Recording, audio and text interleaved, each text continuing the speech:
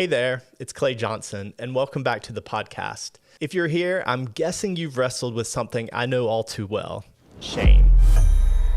That heavy, gut-wrenching feeling that makes you question your worth, that keeps you up at night replaying the past, that whispers in your ear, you are not good enough. I've been there, and today I want to have a real, honest conversation about what it really takes to heal from shame, to move forward, and to finally let go of that weight that we carry around for far too long. So grab a cup of coffee, take a deep breath, and let's sit down together, just you and me, for a real conversation about healing from shame.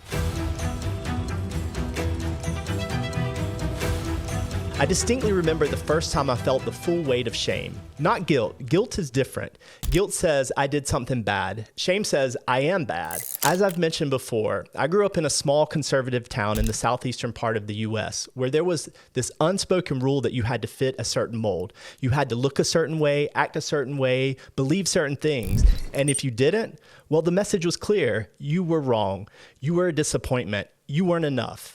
For years, I carried that with me. I remember being a kid and feeling like I had to shrink myself to fit into expectations around me.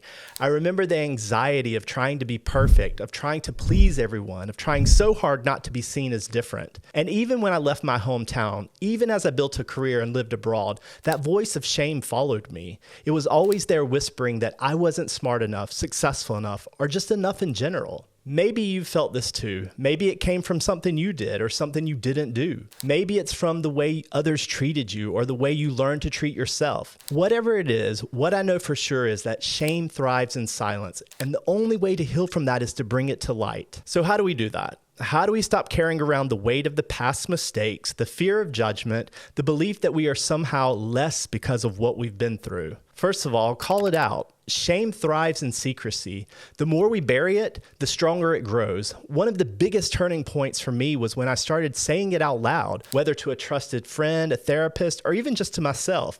Naming what I felt took away some of the power. Instead of shame controlling me, I was starting to control shame. Rewrite the story. For the longest time, I told myself that certain failures or choices meant I was a failure, that if I didn't have it all figured out, I wasn't enough. But the truth? We are all flawed. We all make mistakes, and those mistakes don't define us. They teach us. Instead of looking at my past with shame, I started looking at it with compassion. What did I learn? How did I grow? Who am I becoming because of it? Surround yourself with the right people. Shame often comes from the fear of how others will see us, but not everyone deserves a front row seat in our lives. If you're surrounded by people who reinforce your shame, it's time to step back and ask if those are the voices you want shaping your future. For me, I had to find people who saw me for who I truly was, not for who they expected me to be. Forgive yourself. I think sometimes we're waiting for someone else to say, "You're forgiven," but the person who needs to say that the most, it's you. Holding on to shame is like carrying around a backpack full of bricks, expecting someone else to take it off your shoulders. But the truth is, you're the only one who can set it down.